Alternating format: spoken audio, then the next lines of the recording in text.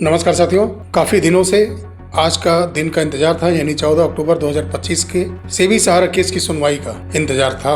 आज सुनवाई पूरी हुई है। उसमें क्या क्या प्रमुख घटनाक्रम हुआ है उसके बारे में बात करेंगे। आज chief justice of India BR Gavai ji, justice Suryakant ji और जस्टिस MM सुंदरेश जी की बेंच के सामने सहारा की तरफ से सीनियर एडवोकेट कपिल सिब्बल जी बातें अपनी रखने शुरू किए, जिसमें एक बड़ी योजना का सुझाव अपनी तरफ से उन्होंने रखा और वो योजना थी वही सहारा ग्रुप और अडानी ग्रुप के डील के बारे में, जिसमें ये कहा गया कि अगर ऐसा होता है तो सेबी सहारा केस जो कंटेम्प्ट पिटीशन है वो सॉल्व हो सकता है। डील की बात सुनते ही सरकार की तरफ से जो एडवोकेट हैं सॉलिसिटर जनरल तुषार मेहता जी बोलते हैं ये एक अच्छा प्रस्ताव है, लेकिन इसे पहले सेंट्रल के पास भेजना चाहिए और साथ ही में सहकारी समितियों के सचिव को इसमें पक्षकार बनाना चाहिए।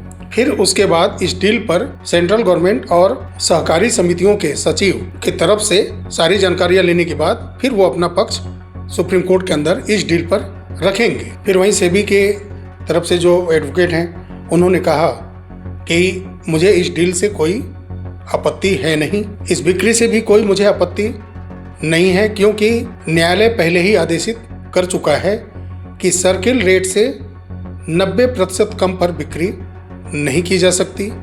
अगर उससे कम पर बिक्री की जा रही है तो न्यायालय को अवगत कराना होगा, फिर उसके बाद मिले हुए दिशा निर्देश के बाद बिक्री करनी होगी। तो ये पहले से ही कोर्ट की तरफ से आदेशित किया जा चुका है कि बिक्री कैसे करनी है सहारा की प्रॉपर्टियों को। इसलिए सेबी के तरफ से जो वकील थे उन्होंने इस डील पर कोई आपत्ति दर्ज नहीं की। वहीं उन्होंने कहा मेरा सुझाव है कि पहले सहारा को जो कंटेम्प्ट पिटीशन है उसमें 9,000 करोड़ रुपए अभी बकाया है और उसको पहले जमा करना होगा, क्योंकि सहारा अभी 9,000 रुपए के घाटे में चल रही है, अभी वो जमा नहीं कर पाई है सेबी सहारा अकाउंट में। तो इस पर जस्टिस सूर्यकांत जी कहते हैं कि अभी हाल ही में एक ऐसा मामला हमारे सामने आया था। ये उन अपने आदेश का जिक्र कर रहे थे जो हाल ही में 5,000 करोड़ रुपए जो CRCS पोर्टल से 4 सोसाइटियों का जो आवेदन हो रहा है उनके निवेशकों के भुगतान के लिए जो उन्होंने 5,000 करोड़ रुपए रिलीज करने का ऑर्डर दिया था, उसका जिक्र उन्होंने किया था और साथ ही में ये भी कहा कि मैंने वो रुपए जारी करने का निर्देश दिया था। तो वहाँ पर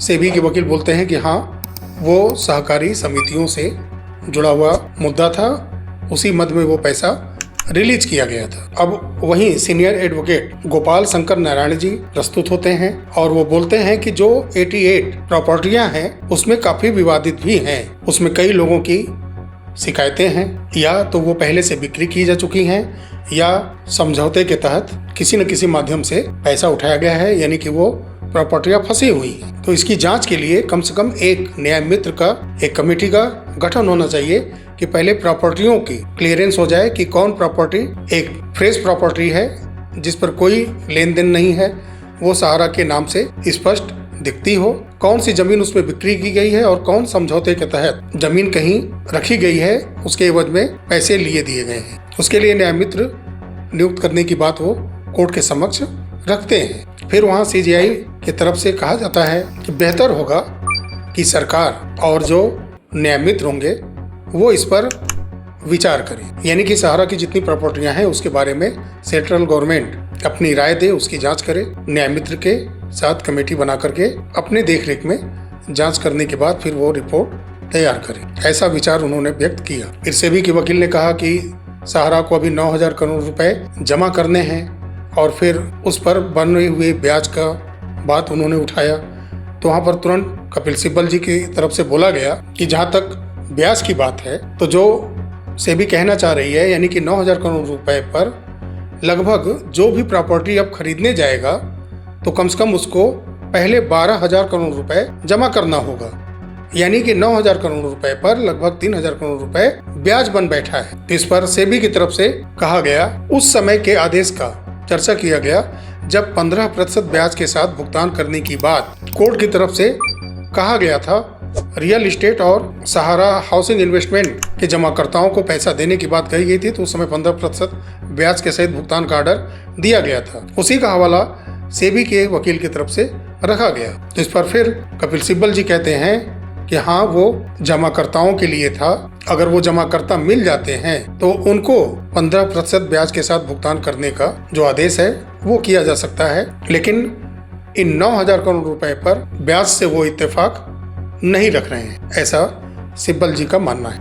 अब यहाँ पर एक प्रॉपर्टी डील करने वाले आवेदक की तरफ से एक एडवोकेट बोलते हैं, ये प्रॉपर्टियां अलग अलग राज्यों में हैं और मैंने इन प्रॉपर्टियों को खरीदने के लिए उन्हें पत्र लिखा था। यहाँ कंपनी का नाम स्पष्ट नहीं है, आने वाले समय में हो सकता है जानकारी मिल जाए, क्योंकि मैं ये लाइव अपडेट ले रहा हूँ, उसके बाद ये वीडियो बना रहा हूँ। तो उन्होंने प्रयास किया कि अलग अलग राज्यों की ज़मीनें वो खरीदें, उन्होंने लेटर भी सहारा को लिखा, लेकिन जवाब सहारा की तरफ से नहीं दिया गया और वो वहाँ तक बोल गए कि वो किसी और की बोली लगाने के बराबर बोली लगाने को इन प्रॉपर्टियों के लिए तैयार हैं। वो सहारा की प्रॉपर्टियों को खरीदने के लिए इतना आगे तक बात अपनी रखते हैं कोर्ट के अंदर।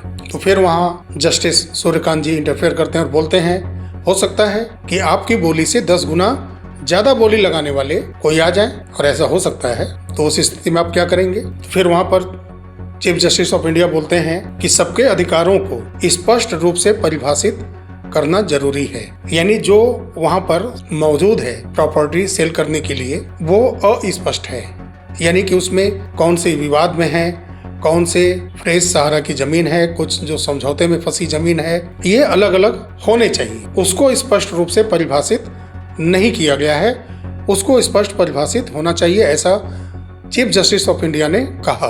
फिर वहाँ एडवोकेट शंकर नारायण जी अपनी बात रखते हैं कि कुछ जमीनें तो इसमें से बिक्री की ही नहीं जा सकती, विशेष करके 2 जमीनें, यानी कि वो आर्द्र भूमि है, यानी वो जमीन जहाँ पानी बहुत ज़्यादा रहता है, समुद्र के किनारे का वो एरिया हो सकता है, जैसे वर्सोवा है। तो सहारा ने अपना तो जरूर लिया है, उस जमीन को अपने पास में खरीद ली है, लेकिन वो आज बिक्री करने के स्थिति में नहीं है, क्योंकि वहाँ ज़्यादातर हर समय खारे पानी रहते हैं। जैसा आपको हमने कुछ देर पहले एक वीडियो शॉर्ट बनाया था, उसमें कहा था मैंग्रोव भूमि वन क्षेत्र है वो। तो फिर चीफ जस्टिस ऑफ इंडिया कहते हैं वहाँ पर कि अगर वो कोई खरीद भी ले तो वहाँ पर निर्माण क्या किया जा सकता है, ऐसा थोड़ा मुश्किल है। तो ऐसे जगहों पर निर्माण तभी हो सकती है जब सरकार का सपोर्ट हो और कोई बड़ी कंपनी हो, तब वहाँ कोई प्रोजेक्ट लगाया जा सकता है। वहाँ काफी पैसा खर्च करने वाली कंपनी जो सरकार से भी सहायता ले सके, ऐसे लोग ही उस जमीन को खरीद सकते हैं। ऐसा उदाहरण स्वरूप मैंने कहा कि ऐसे लोग ही जमीन को खरीद सकते हैं, जैसा कि इस डील में अडानी ग्रुप की बात की जा रही है। तो वो सक्षम है, सरकार से सपोर्ट भी मिलेगा उनको, तो वो कर सकते हैं। ऐसे जगह पर भी जरूर कुछ न कुछ प्रोजेक्ट डेवलप कर सकते हैं। फिर वहाँ सेबी के वकील का कहना है कि मैं अपने कुछ सुझाव लिखित में दूंगा, लेकिन उसके पहले सहारा को जो 9,000 करोड़ रुपए की रकम अभी सहारा से भी खाते में घाटे में चल रही है, उसको पहले उनको जमा करना होगा। और दूसरी बात उन्होंने कही कि जितने भी दावे प्रॉपर्टियों को लेकर के या अन्य चीजें सहारा की तरफ से कही गई हैं, उस पर वो लिखित जवाब सुप्रीम कोर्ट के समक्ष रखेंगे, लेकिन पहले 9,000 करोड़ रुपए जमा करना होगा। तो वहीं पर एक एडवोकेट प्रदीप राय जी ने चर्चा की कि हजारों कर्मचारी अपने वेतन के लिए सड़कों पर आकर के शोर मचा रहे हैं, चिल्ला रहे हैं। उन हजारों कर्मचारियों का वेतन भी देना जरूरी है, और यही वो समय था जो कि स्पष्ट हुआ कि कर्मचारियों का वेतन देना है। इससे सुप्रीम कोर्ट अवगत हो गया, लेकिन अभी ये स्पष्ट नहीं हो पाया कि करोड़ों निवेशकों का सहारा के सभी कंपनियों का कितना देनदारी है, जिससे निवेशकों के सहारा के सभी कंपनियों के देनदारी के बारे में भी बात हो कि हाँ, करोड़ों निवेशकों का भी पैसा दिया जाना है।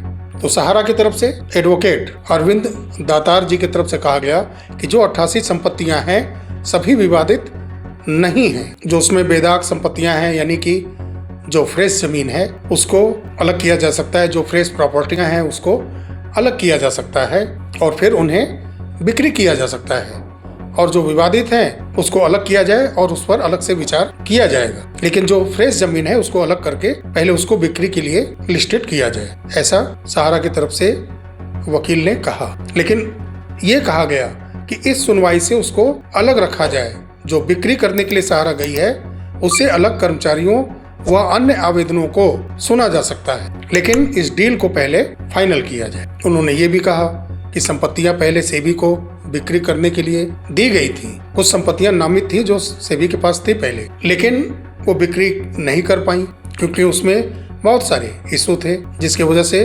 बिक्री नहीं हुई।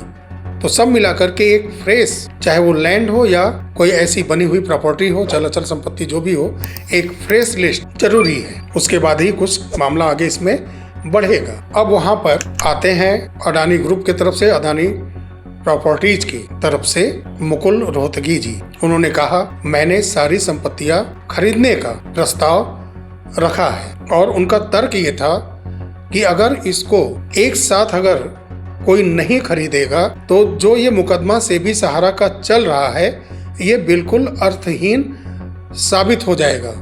यानी न 9,000 करोड़ रुपए सहारा के पास होगा, न ये कंटेम्प्ट पिटीशन क्लोज होगा। इसीलिए जो भी चल अचल संपत्तियां हैं, प्रॉपर्टियां हैं, खाली पड़े हुए लैंड हैं, विवादित हों, मुकदमे में फंसे हुए हों, समझौते में फंसे हुए हों, इन सारे संपत्तियों को एक जगह करके अडानी ग्रुप लेना चाहती है ताकि ये केस खत्म हो, नहीं तो ये केस चलता रहेगा। ये फिर केस को हल करना असंभव सा हो जाए और ये संघर्ष बहुत ही लंबे समय तक इसी तरह जारी रह सकता है। उन्होंने सुझाव भी दिया। मुकुल रोहतगी जी जो अडानी ग्रुप की तरफ से एडवोकेट हैं, उन्होंने कहा कि ये एक कमेटी के पास इन समस्याओं का निदान करने के लिए भेजा जा सकता है जो इन प्रॉपर्टियों की वस्तु स्थिति को जांच परख कर सकते हैं, उसमें वो भी सहयोग करेंगे। फिर वहाँ सेबी की तरफ से कहा गया कि प्रत्येक आईए को हमें क्रमबद्ध करना होगा,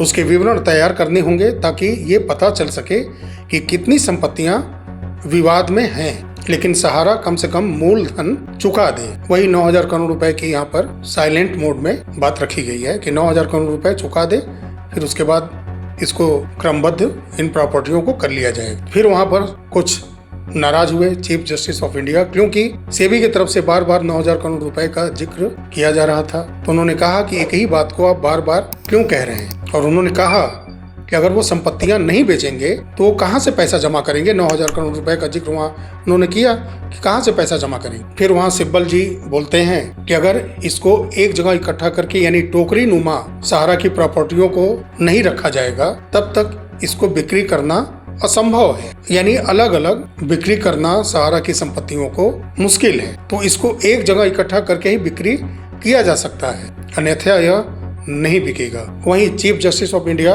बोलते हैं कि 88 संपत्तियों के संबंध में कोई अपना दिमाग लगा सकता है और देख सकता है कि कौन सी विवादित हैं। उन्होंने एक प्रकार का क्वेश्चन किया तो वहां सिब्बल जी तुरंत बोलते हैं कि हमें इसकी कोई जानकारी नहीं है, यानी जो 88 संपत्तियां हैं उसमें से कौन विवादित है, कौन बिक्री की जा चुकी हैं। फिर भी वो सहारा लिस्ट की है 88 प्रॉपर्टी के अंदर। ऐसे विवादों के लिए जब चीफ जस्टिस ऑफ इंडिया ने कहा कि इन 88 प्रॉपर्टियों में ऐसे विवाद को सुलझाने में कौन अपना दिमाग लगा सकता है, उसके जवाब में सिब्बल जी बोलते हैं कि हमें कोई जानकारी नहीं है, कर्मचारी सौदा कर रहे हैं, हमें नहीं पता कि इन प्रॉपर्टियों में से कौन कौन सी प्रॉपर्टियां बेची गई हैं। बात पर गौर करिएगा, मैं 3-4 वीडियो पहले एक वीडियो बनाया था जिसमें मैंने ये अपनी तरफ से ओपिनियन रखा था कि क्या सहारा बढ़ते हुए केस के साथ साथ अपने कुछ खास कर्मचारियों के विश्वासघात से तंग आ चुकी है कि आज पूरे प्रॉपर्टियों की डील करने को मजबूर है। उसी वीडियो में बहुत सारे बुद्धिजीवी लोग आए और कहने लगे कि तुमको कुछ जानकारी नहीं है, तुम बकवास बातें रखते हो। साथियों, सिब्बल जी कुछ इसी तरह की बात यहाँ कर रहे हैं। औने पौने दाम में, कौड़ियों के दाम में जो संपत्तियां बिक्री की गई। तो मैंने उदाहरण भी दिया था उस वीडियो में कि सिद्धार्थनगर डिस्ट्रिक्ट कोर्ट एक आदेश करता है, पहले तो वारंट जारी होता है, इन लोगों को हाजिर वहाँ होना था, मैनेजमेंट टीम के लोगों को नामजद सब कुछ था वहाँ पर, उसमें ऑनर के कुछ नेम थे, मैनेजमेंट टीम के लोगों के नेम थे।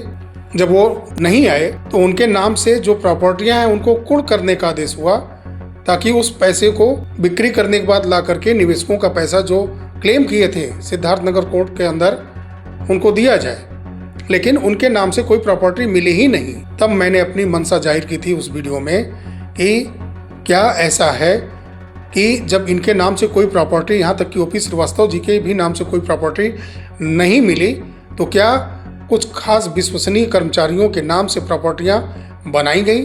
जो कंपनियों के नाम से है, फर्म के नाम से, वो तो अलग बात है, लेकिन बहुत सारी प्रॉपर्टियां कुछ विशेष करीबी कर्मचारियों के नाम से ली गई जो कि विश्वासघात करना शुरू कर दिए हैं। उनको वो बिक्री कर चुके हैं औने पौने दाम में। हजारों की, सैकड़ों करोड़ों में संपत्तियां, सैकड़ों करोड़ों की, कुछ करोड़ में संपत्तियां वो बिक्री कर चुके हैं। उसी विश्वासघात की बात मैं कह रहा था और उसमें मैंने ये भी कहा था कि अगर ऐसा नहीं है तो फिर ये पूरा मैनेजमेंट सिस्टम, ऑनर फैमिली और कर्मचारी की मिलीभगत होगी। तो ये चीज तो स्पष्ट हो गया कि सिब्बल जी के कहने के मुताबिक कर्मचारी जो अपने से सौदा कर रहे हैं, जमीनों को बिक्री कर दे रहे हैं, उनकी जानकारी इनको नहीं है, यानी कि सहारा प्रबंधन को ही नहीं है, क्योंकि ये कोई हल्के वकील तो है नहीं। कपिल सिब्बल जी एक सीनियर एडवोकेट हैं, वो कह रहे हैं कि इसकी जानकारी नहीं है कि उन 88 प्रॉपर्टियों में कौन सी जमीन बिक्री हो चुकी है, कौन सी बिक्री नहीं हुई है। ये कर्मचारी अपने से सौदा कर ले रहे हैं। तो जो मैंने एक एनालिसिस किया था बिक्री हुए प्रॉपर्टी के बारे में, वो लगभग सही साबित होता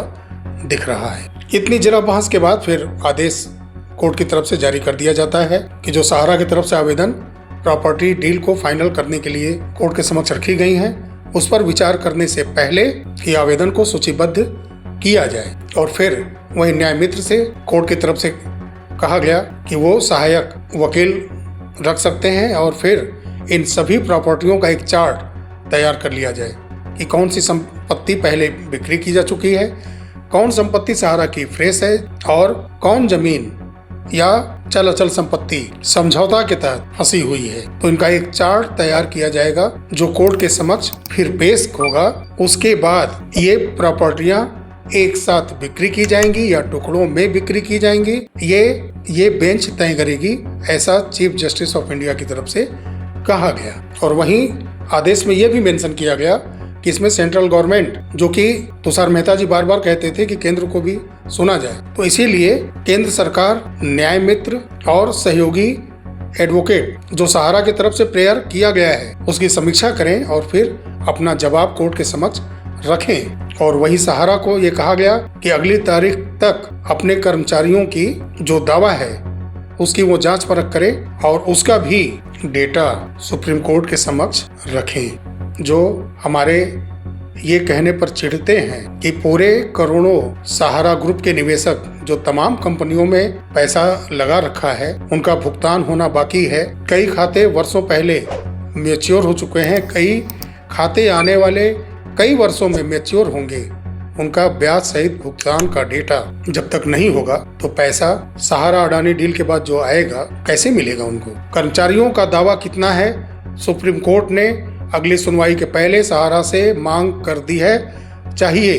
तो जिनको डाटा से एलर्जी था उन्होंने तो चीफ जस्टिस ऑफ इंडिया ने ही कर्मचारियों का ब्यौरा डाटा मांग लिया है। बस वहां पर निवेशकों की बात करनी है कि सहारा का जितना भी कंपनी बना है उस कंपनी की कितनी देनदारी है करोड़ों निवेशकों के प्रति, ये डाटा भी सुप्रीम कोर्ट आने वाले समय में मांगी सहारा से। तो चलिए साथियों, वीडियो काफी लंबा हो चुका है। 17 नवंबर को सुनवाई का अगली तारीख निश्चित किया गया है कोर्ट की तरफ से। अब देखना है कि सहारा के लोग इस बीच में अपने सभी कर्मचारियों के लिए, अपने सभी कंपनियों के निवेशकों के पूर्ण भुगतान के लिए, ऑफिस रेंट के लिए, इलेक्ट्रिसिटी बिल के लिए क्या कदम उठाते हैं, क्योंकि सब मुद्दा बारी बारी वहां उठेगा जरूर। जब आप सारी प्रॉपर्टियां गुच्छों में टोकरी नुमा बना करके सेल करना चाहते हैं तो ठीक उसी तरह से सबकी देनदारी भी स्पष्ट करनी होगी। आप यानी सहारा के लोग नहीं करेंगे तो इसी तरह एक एक करके सारी देनदारी सुप्रीम कोर्ट की तरफ से मांगा ही जाएगा। आज के सुनवाई से कुछ हद तक संतुष्टि मिलती है, बस आगे चल के कुछ अलग सा विशेष ना हो जाए। तो चलिए साथियों, मिलते हैं अगले वीडियो में। तब तक के लिए नमस्कार, जय हिंद, जय भारत, वंदे मातरम।